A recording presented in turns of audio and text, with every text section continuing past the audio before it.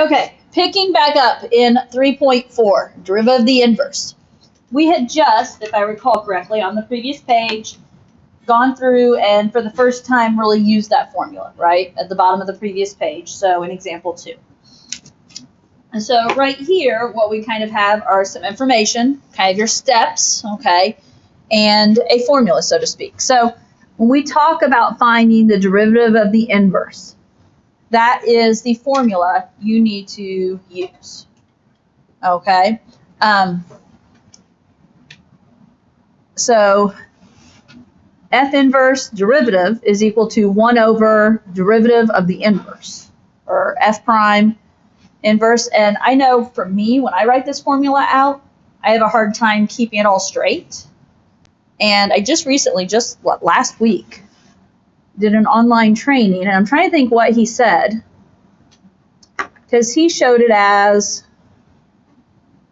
so inverse derivative, then derivative. Basically think of it as reverse, that on this piece you do the inverse first, and then the derivative, right? So he had it as ID, as in I for inverse, D for derivative, and then over here then, it's derivative first, and then inverse is inside. And so it was ID and DI. So it kind of reverses it. I'd have to go back to that recording to see exactly how he said that. But that is our formula. Now, basic information. Let f and g be inverse functions, such that f of g of x and equals g of f of x, where f of a equals b and g of b equals a. Again, they're defining f and g to be the inverses. So instead of using f inverse, they're using g. To find the derivative of g, so that's the derivative of the inverse, you have to find the derivative of the original function. And we'll go through this some more. If you're only given b, we have to find a. We did that yesterday by setting the equation equal to that value, or sometimes it's just by inspection. You have to have the derivative of a, and then once you know all that information, it's plugging it in. So basically, it's this formula here. This is kind of taking you through the steps to get there. I tend to just think, okay, let's start on the inside and work our way out. Now, key thing here. Did you catch this?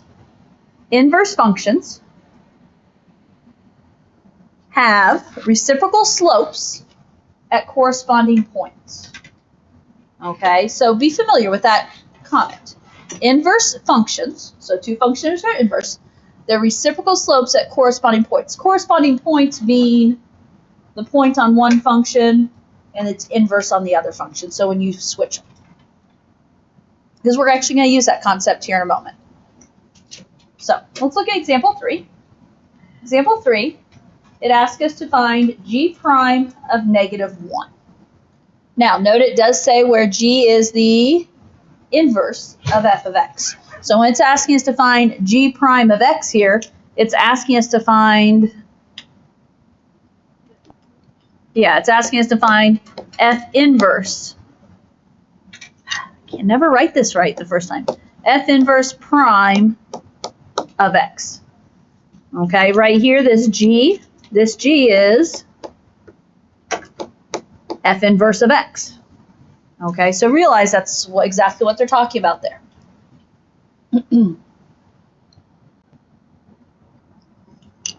Okay, so based on if x is 2, or we have an x column, an f of x column, and we have the derivative of x column, based on each of those values. G of x. Think ordered pair here. If x is 2 and f of x is 5, what do we know about g of x? It's 2. Well, think ordered pair here, though. 5, 2. Right? In other words, in the regular function, it'd be 2, 5. In g of x, so the f inverse of x is going to be 5, 2. -1, 3. Oh, not that one. Now we want the derivative of the inverse. Okay? So we want the derivative of the inverse. We can use an extreme shortcut here if we want.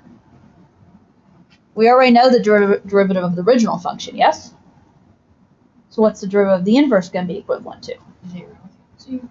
No, not the same. Danny. Inverse functions have reciprocal slopes at corresponding points. So 2, 5 is the corresponding point to 5, 2. So what's my reciprocal slope going to be? Legitimately D and E? Danny? See, I did acknowledge that because I had a feeling you're just randomly saying it. Yeah. I mean, no. Because why? What is the reciprocal of 0? Danny. Well, it's 1 over 0 is what our brains go to, which 1 over 0 does not exist. Undefined. Not DNR, D and E. Okay. That's all I hear. Okay. If x is 3 and f of x is negative 1, f prime of x is negative 4, what is g of x? Negative 1, 3. Negative 1, 3. What is g prime of x? 1, 4. Wait, it doesn't say opposite reciprocal. Oh. It does not say opposite reciprocal. This has nothing to do with perpendicular lines. Okay. 4, negative 1. Okay, bottom row. X is negative 1, f of x is 4, the derivative is 6. 4 negative 1. So my g of x is going to be 4 negative 1, 1 6. 1 sixth. Why are you laughing? Because I'm a stupid Now. lab. Okay. I'm going to have us practice using this formula for a brief moment before we move on. Oh, no. And we're going to use, does it matter? I don't think it matters. We're going to use this bottom row here. Or this, excuse me, I said bottom and drew from the middle. Middle row. Okay. And we're going to use this up here, our formula. So f inverse derivative. And we're trying to find this at negative 1, yes? Is going to be equal to 1 over f prime of f inverse of not x, but what are we trying to find it at? Negative. Negative 1. Okay. Yeah. So, f inverse of negative 1 is the 3 here, yes? Remember f inverse? I guess I probably should have gone g here is what I should have said, right? But my brain didn't think that through. So this is 1 over, it's still f prime, but at negative 1, the inverse value is 3. Okay? Then, what is 1 over the derivative at 3? Negative 4. The derivative at 3 is negative 4. Okay? Formula works the same way, in other words, right? It just kind of verified my answer.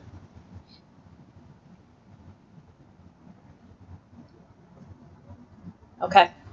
Excuse me. Let's look down at example 4. Let G be the inverse of F. So, in other words, when they're saying G prime, this is really saying F inverse prime of negative 9, yes? That's what you've got to just be thinking. Okay, G, that's the inverse. That's F inverse. Okay, so let G be the inverse of F. Calculate G inverse of negative 9 for F for this given function. Now, with that in mind, let me guess, calculators? Yep. This one was Thank you. turned into me, but doesn't have your name. It does not look like one of mine. It's one of mine in a Okay. way. Someone left it in my calculator tote earlier this year and never claimed it, so it's, You can use it. Good. I've just been leaving it in here, Good. so. All right. Thank you. Thank you. Did you ever find it though? Yes, we got it. Okay. Yep, okay. Okay. Good. We're good. Hey, Thank do you you. still have your discount cards left too? Okay. I meant to ask her something there, but I might forget. So. I'm just laughing. Oh, okay. Started our stock market. I'm We just didn't carrying have our $300 login around in my because I wallet. wasn't here yesterday. Okay. Now, looking to see what I did here.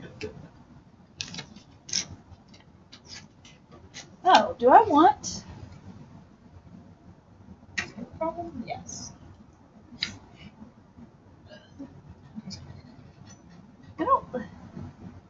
I did some alternate method. I don't like the alternate method I did. Why did I like it at the time? I don't know. Why did I like it at the time? So we're just going to.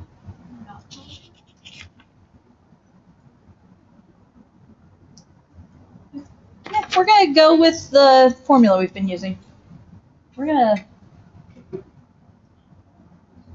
to see what happens. Okay?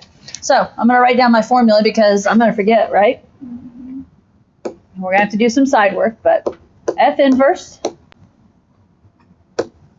derivative at -9 is 1 over. So if it's ID, then down here it's D I, and it's F inverse at -9. That worked. I liked that. Because up top it's ID, DI, yeah. Okay. And now, so we're going to be doing 1 over F prime of, we need to figure out F inverse at -9. Now, a couple of different ways we can think through this. We're given F here, yes? We don't have F inverse. So when it's saying F inverse of -9, so F inverse of -9 is equal to what? That is also the same as saying, so if F inverse of -9 equals blank, then does it make sense to remember inverses X and Y flip-flop, right? So we talked a little bit about this yesterday. So F of blank is equal to -9. Are you with me here? Yep. Now, and keep in mind, what does that mean -9 is? -9 is a Y value, yes? That is a Y value. So, easiest thing to do here, this over here. We need F of what equals -9? So, 4x cubed plus 5x equals -9. My suggestion on these, 99% of the time, they can be done by inspection. As in not trying to go back and use all your algebraic solving techniques, because there's not a nice, neat solving technique here, but inspection. So when I say solve this by inspection, what X makes this true?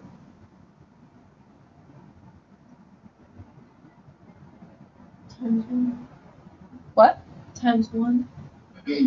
Almost, Oh, that's because it's a -9. Mhm. I figured you're overlooking that negative Yeah. there.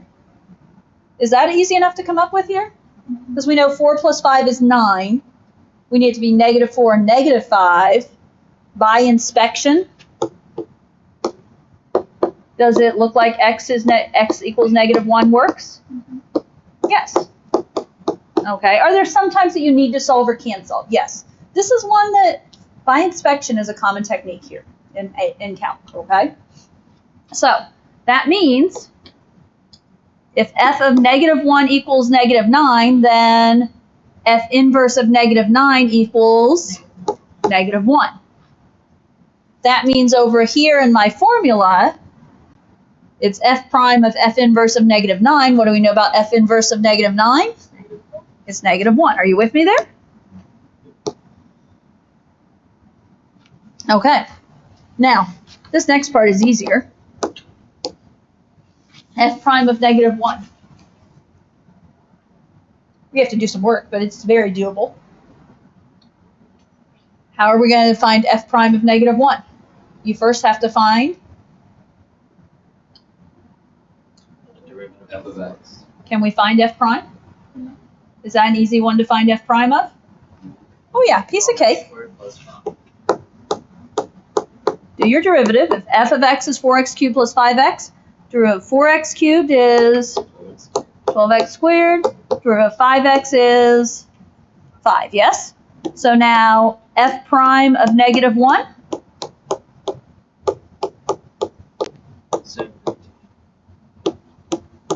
F prime of -1 appears to be 17. So what's my answer? 117. 117. And that was, officially, it was g prime of negative 9, yes? I know I started as f inverse. I should, again, my brain starts thinking f inverse. I forget that we've defined them as g sometimes. That's on me.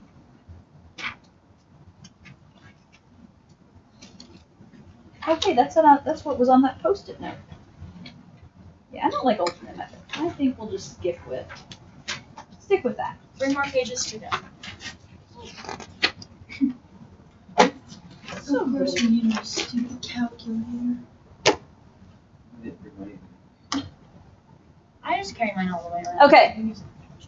There are questions. You will need to use a calculator to find approximations accurate to, why does it say 3 decimal places, folks? How much? I haven't talked about that much yet. AP Calc test. Have I talked about this at all? Yeah. Yeah. Yeah. AP Calc test, you need 3 3 decimal places. Okay? Less than 3, you'll lose a point. That's stupid to lose a point for that. Okay? So you want 3 decimal places. Okay? More is fine, less is not fine. So here's an example of such a task. The f of x is provided. Find f inverse prime of 3 accurate to 3 decimal places. Okay. I should have reviewed this ahead of time. This is going to be rough on me. Okay. Well, let's calculator it.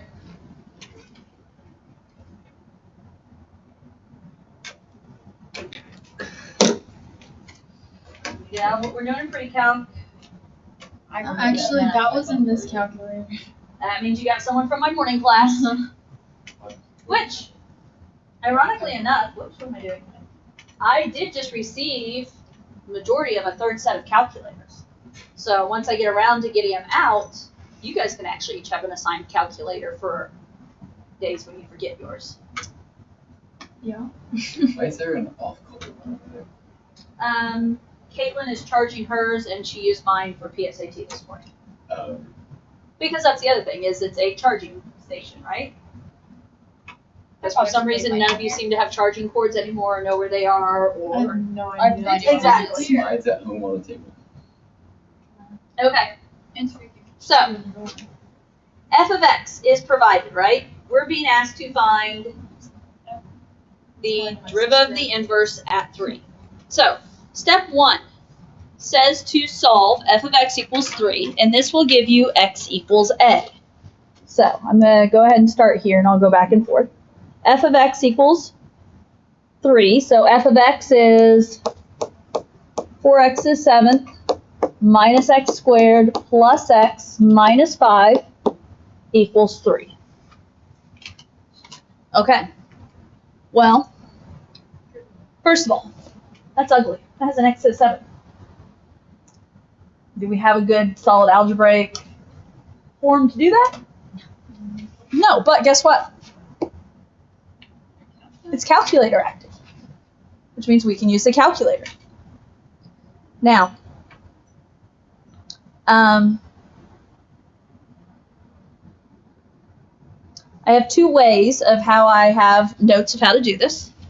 My brain, okay, so there is a solver, an equation solver in your calculator. And I think I struggled to get it to work last year. Okay, so my brain automatically goes to, let's graph these.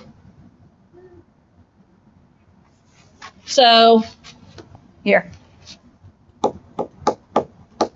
This is going to be notes for step 1.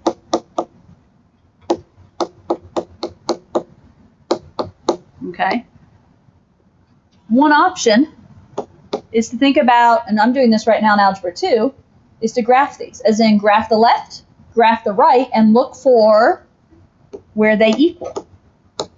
So you could graph y equals the 4x to the 7th minus x squared plus x minus 5. And you can graph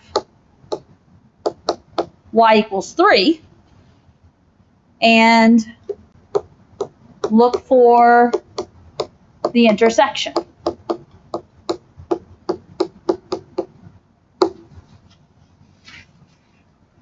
You guys know how to do all that, right?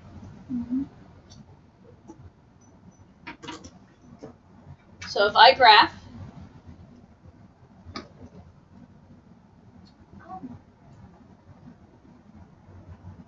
4x to the 7th minus x squared plus x minus 5, and I graph 3 on the other side. So that's my y1 and y2. And then we can graph this.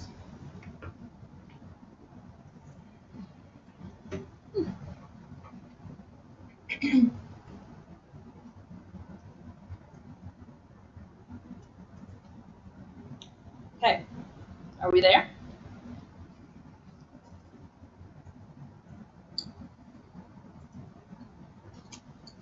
Did you do yours?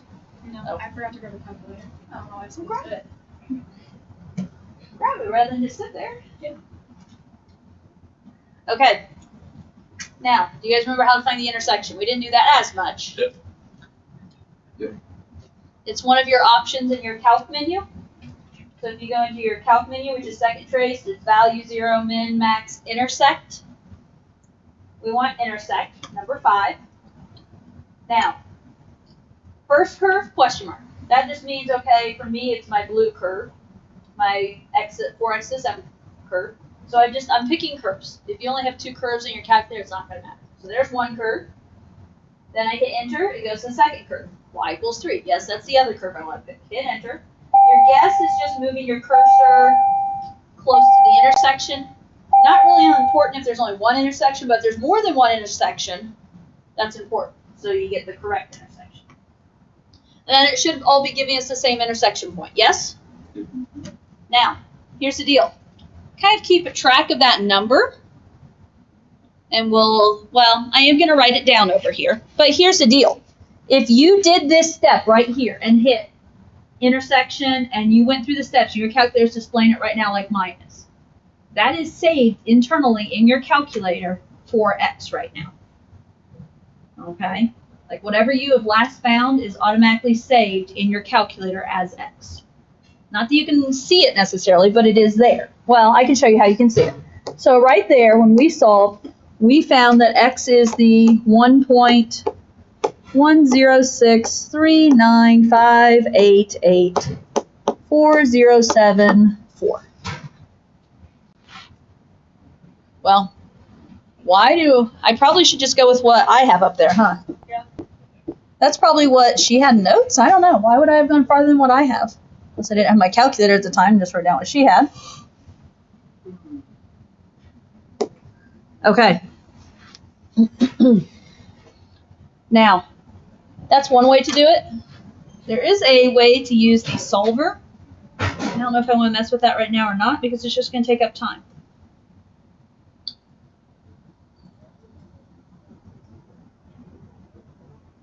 I think I'll just go with what we have. Okay. So, what we know right now. First of all, this value is stored. Okay, so this right here, I'm going to say that is now saved in X. And this is something I'm not as strong with saving values on this calculator, which is why I have to stop and think here.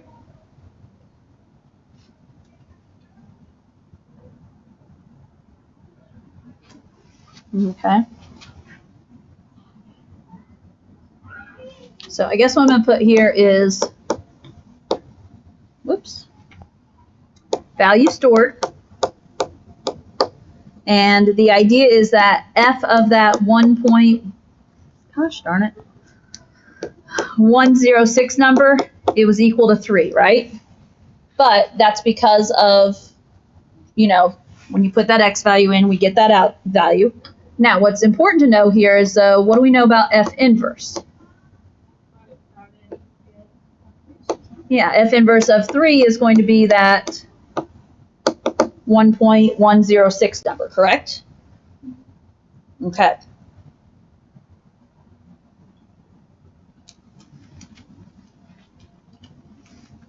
Okay.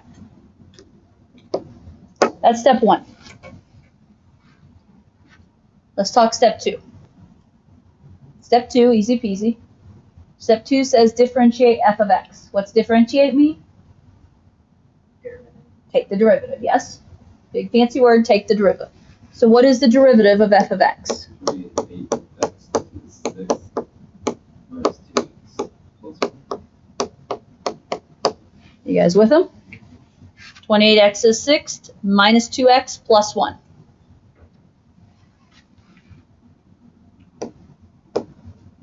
Okay. I never called it A earlier, and I just realized they're talking about A now. Step 3 says evaluate f prime of A. Well, what was this A thing they're talking about? Yeah. That was at 1.06. I forgot to call it A, yes? So this right here, this is your A value. Now, it's supposedly saved in our calculators, right? In our calculator, it's not called A, though. It's just under your X. And so this is asking us to find f prime of A. A being that 1.106 number, yes? Now, to be most accurate, and actually here again, this is our A value, if you will. Let's go to the calculator and try this out. Okay? So, okay, I'm going to go back to my regular screen. Yes. Okay. So, I told you that 1.106 number is saved, right? If you just go into your calculator and you just hit X, you know the X we use as a variable, and you hit enter right now. Notice what value does X have assigned to it right now? 1.106. That 1.106 number, yes? Okay. Now, if you do something else on the graph, like find a 0 or something, then it'll assign it that new value. So this isn't permanent, it's just until you do something else that saves a value. We want to find f prime of that value, yes? We don't have the derivative typed in, do we? So, best bet, okay, 28 x to the 6th minus 2x plus 1.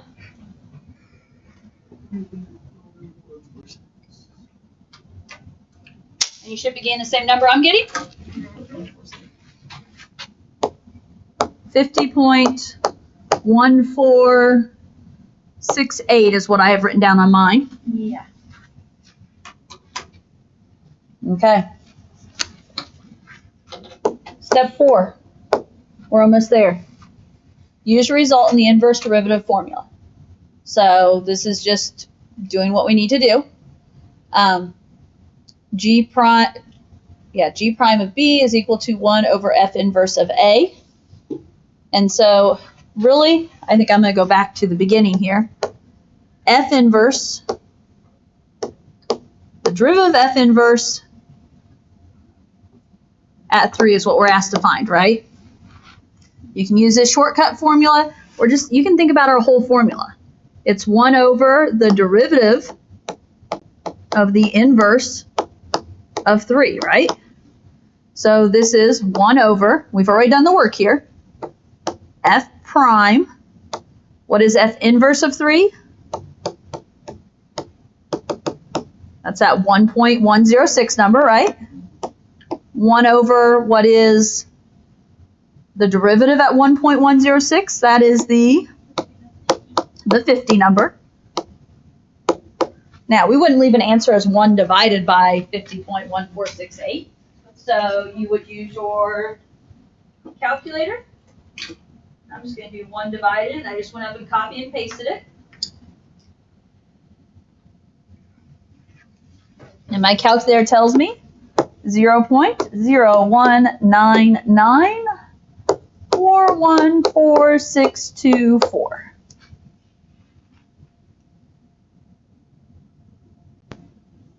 Okay. What answer should I give as a final answer? 0.1 or 0.01. 0.020. Or 0.019. Either or would work. Okay. And that's because with AP, 3 decimal places is your normal expected AP, and they allow you to either use proper rounding, or you can just, what the word is, truncate. Truncate. Do you know the word truncate? Yeah. Where that is just you chop it off.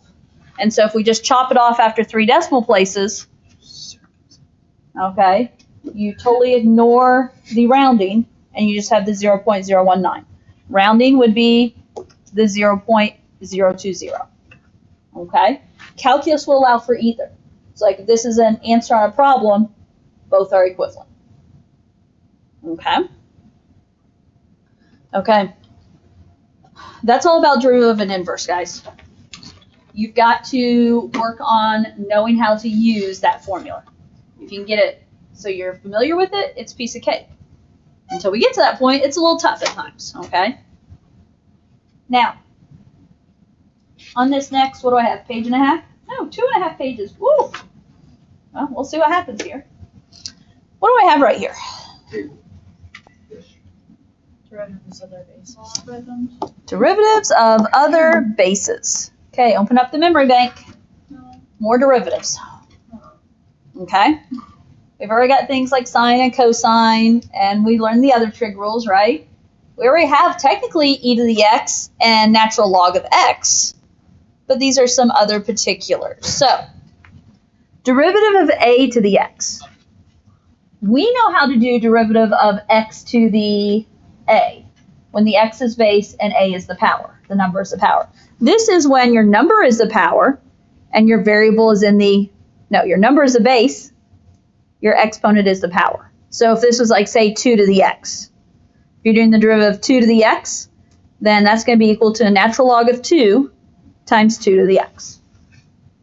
Okay, so that's one derivative rule. This one, the difference is derivative of a to the u. This is just the idea of if there's a derivative you can take in the power. So it's still the derivative of the base, or natural log of the base, natural log of a times a to the u, except then it's saying times derivative of the power. So that du dx is just saying we have to apply chain rule if necessary. Okay? That's how that, and that's what both of these with u's is saying, that if there's something you take the derivative on the insides, do it. Okay, so really we're learning 2 new rules. The other rule is log.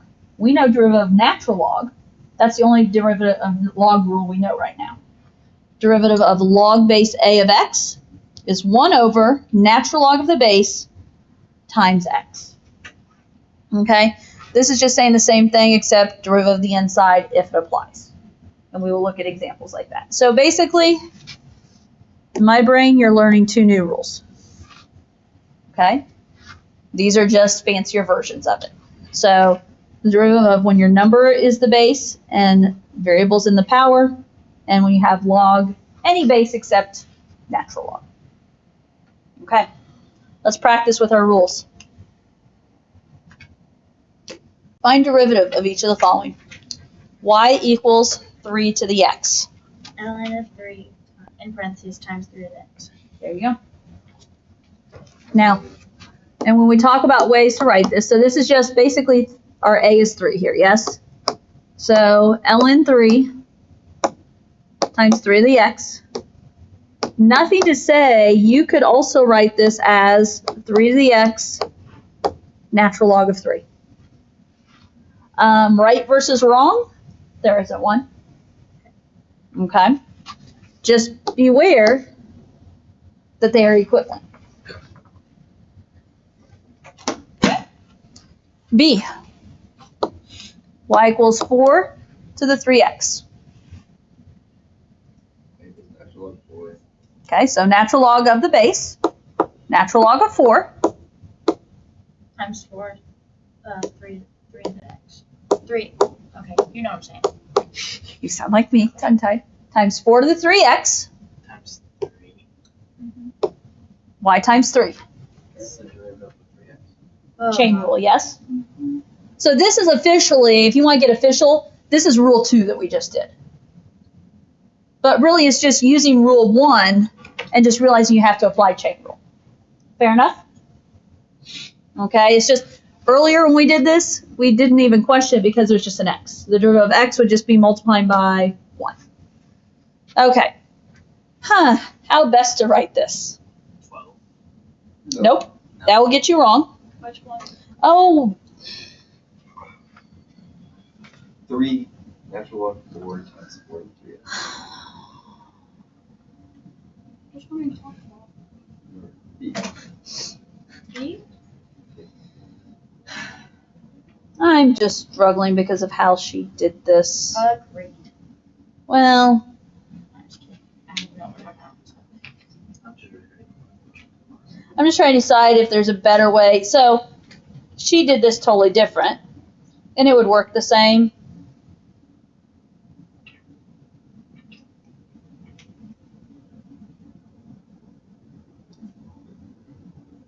Do I want to go there or not? I probably should in case you see it in the answer key. Okay, so that would be one answer.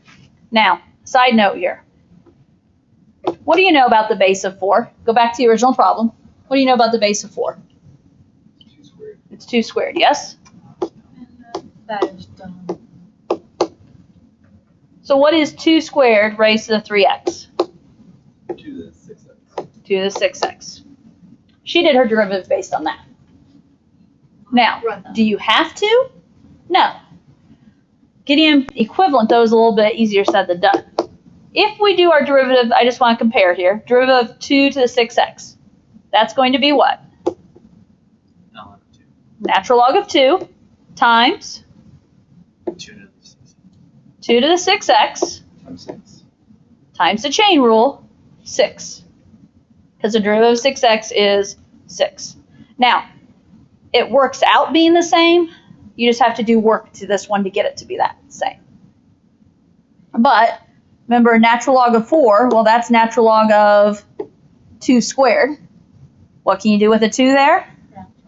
Put out front, and it's 2 natural log of 2. What about 4 to the 3x? 4 is 2 squared. 2 squared to the 3x. So guess what? That is 2 to the 6x. And then we still have the 3 there, yes? Now, it's equivalent, though, because this 3 times That 2. that 2 is the same as That 6. that 6. And I have this answer written as 6 natural log of 2 as, and then times 2 to the 6x. Or here's another twist. 6 natural log of 2 times, what is 2 to the 6?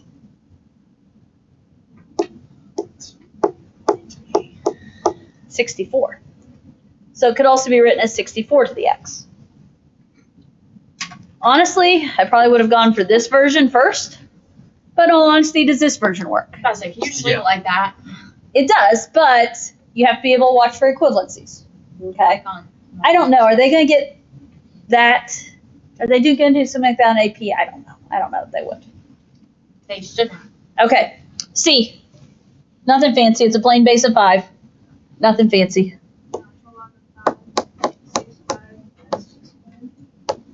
Natural log of 5 times 5 to the x squared times 2x. Are we good? Are we? Yep. And so I have this written as, It doesn't matter. You don't yeah, 2x natural log of 5 times 5 to the x squared. Okay. D.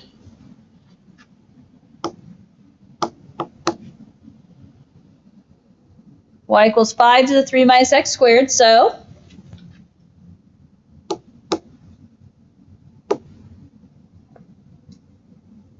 natural log of 5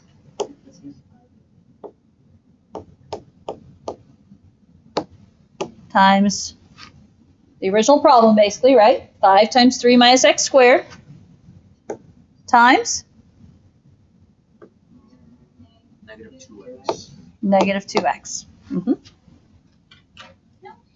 And funny enough, I just left the answer as that one. I don't know if I was over it by that point or, Yes. you know. Answer is yes. Okay. Those were our power, or not power rules, but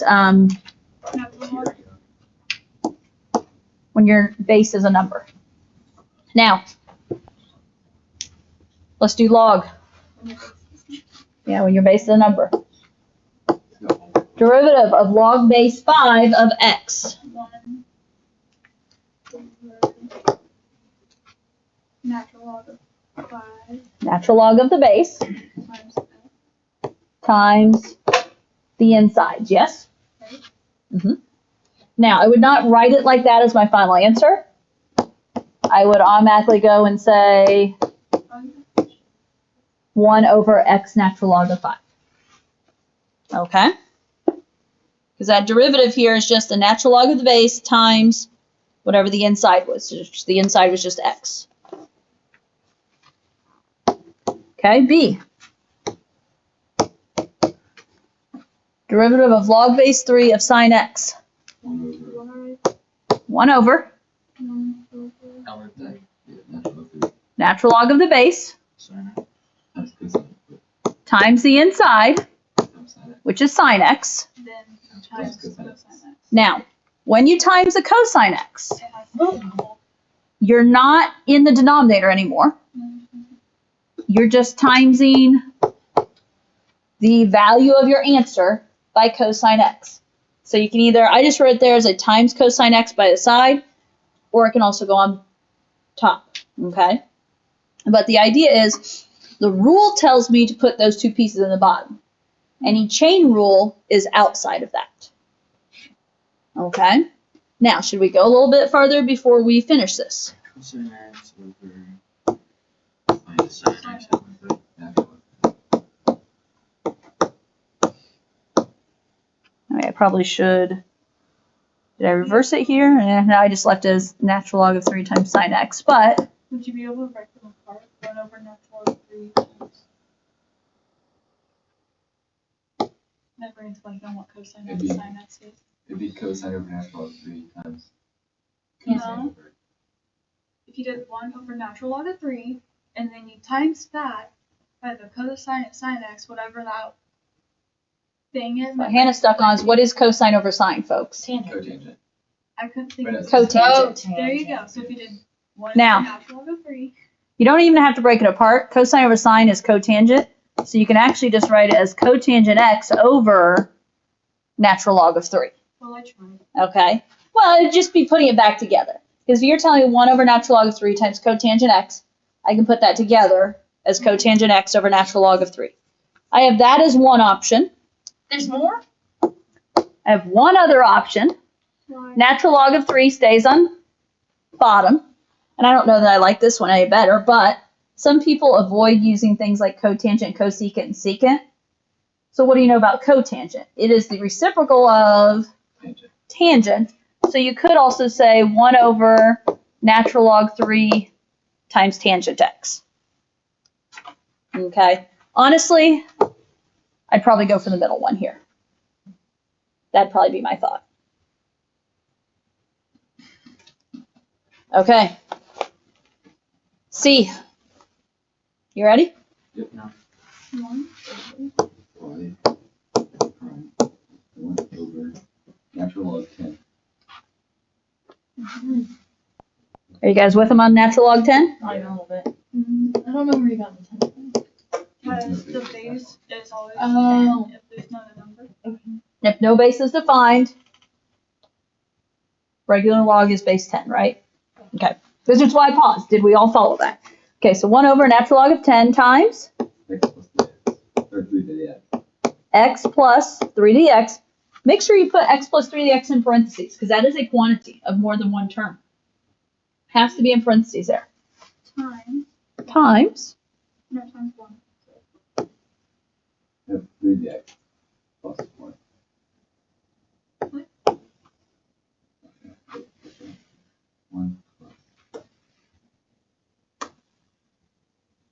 down there. Yep. Okay. So, okay, 1 plus what are we 3x, trying, what are we trying to do at this exact moment? Derivative. Derivative of what? The 3 inside. to the x. The x plus 3 to the x. The derivative of x, I need to say this time because it's going to be added to something. So the derivative of x is 1. The derivative of 3 to the x 3 to the x natural log 3. is what we just learned, which is 3 to the x natural log of 3. That's what we just learned on the other page, yes? Mm-hmm. Now, the only cleanup here is to put this together as one fraction, 1 plus 3 to the x natural log 3 to the third. which is natural log of 10 times the quantity, x plus 3 to the x. There's no way to clean that up otherwise.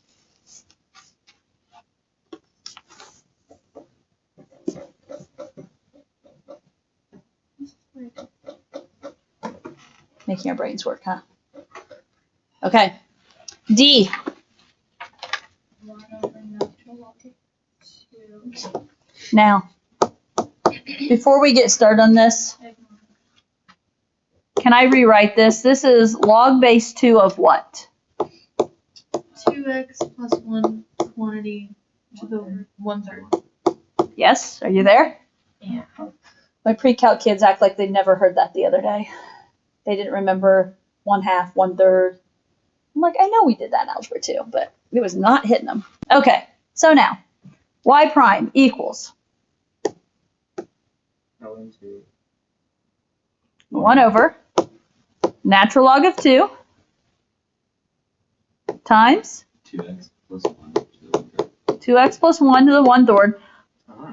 Or I guess if you wanted to, you could have just said cube root of 2x plus 1 there, but I'd rather go ahead and get it in fraction form. Times 2 1/3. times 2. 1/3 times. Oh, 1/3. 2/3. plus 1. Chain rule. 2/3 x plus 1/3. Okay, so we're trying to do the chain rule, yes. Now, the chain rule we're trying to do here is of this whole piece. This whole piece is something to a power. So how do I do the derivative of something to the power of 1/3? Times the inside. It's going to be 1/3. Move that power out front, right? 2x plus 1 to what new power? No, Negative 2/3. negative 2/3, because 1/3 minus 1 is negative 2/3. Times 2. 2. Now I'll take the times 2, because that's the derivative of that inside. Did I get all my pieces? I think I did. Now there is cleanup you need to do here. Okay.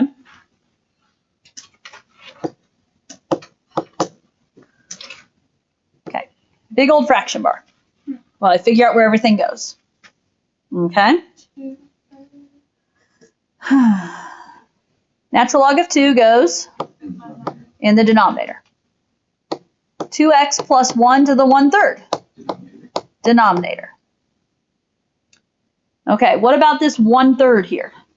3 is in the denominator. 3 is in the denominator. I'm going to put out front of my ln2. The 1 is just part of the numerator. I haven't written 1 in the numerator because that's just if all else fails and nothing else is there. 2x plus 1 to the negative 2/3. That's the denominator. If you leave it as a negative 2/3, it's going on the top. But if you take care of the negative exponent, when you get rid of the negative exponent, it's going to the denominator as 2x plus 1 to the 2/3. positive 2/3. And this 2, we do have one thing that goes on top.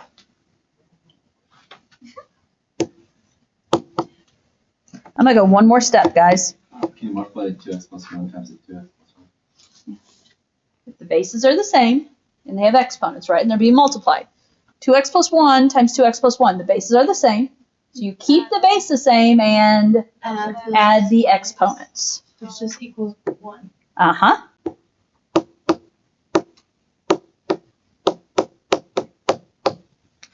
Can you go ahead and distribute the 3?